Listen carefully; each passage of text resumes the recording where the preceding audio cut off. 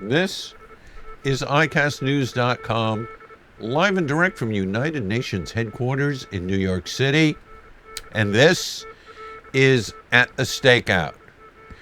At the Stakeout, we are awaiting to see if there will be a statement from the Sanctions Committee of the UN Security Council.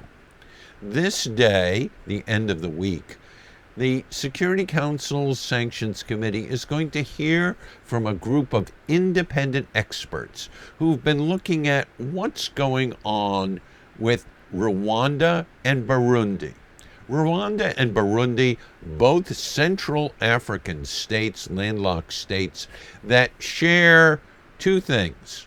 One, they were both colonies of Belgium. Two, they are both states that have Hutu majorities and Tutsi minorities. Well, it turns out that according to information that Reuters got to see ahead of this meeting, the independent experts have determined that Rwanda was aiding Burundi rebels. It was providing them with logistical training, with money, with arms, with insurgency training, all the time that sanctions were supposed to be stopping this. The insurgents in Burundi were going after President Pierre Nkurunziza.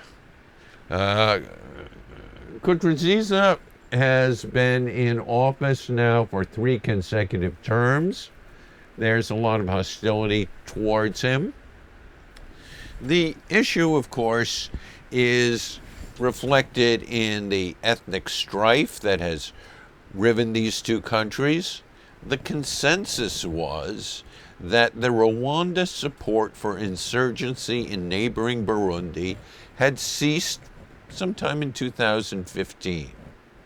In this largely destabilized part of the world, including the so-called Democratic Republic of Congo, where tremendous ethnic cleansing has gone on, the signs of stability are few and far between.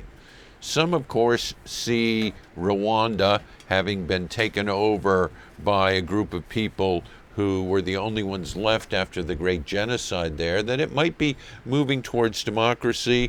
But in response to the Reuters report, President Kagame said from Kigali just yesterday, those people who write such stories could also be mobilized to be useful in addressing a country's problems instead of exacerbating them or creating problems that shouldn't be there.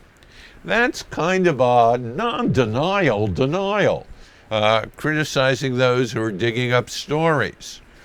What will the UN sanctions regime do about this activity of one sovereign state aiding in the overthrow of the elected government of another?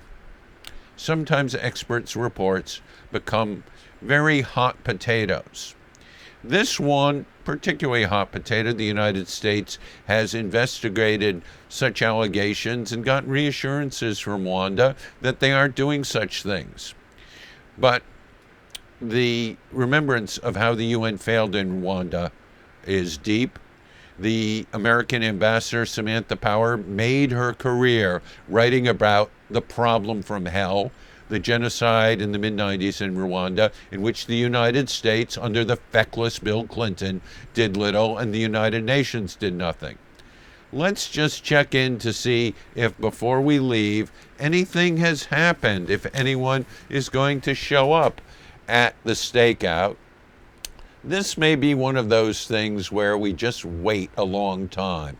Friday the 13th may not be lucky for journalists looking for an end-of-the-week scoop, but sometimes the Security Council moves very slowly, as if swimming through molasses. We're still waiting for them to come up with a statement about the latest round of missile launches and rocket thundering out of North Korea.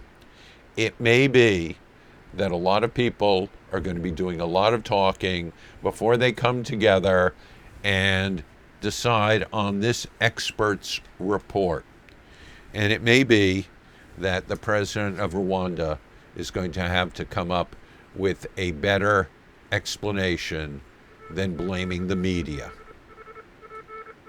For ICASTnews.com, live and direct from United Nations headquarters, for At the Stakeout, where there's not much news to stake out this Friday the 13th, I'm Jonathan Sanders.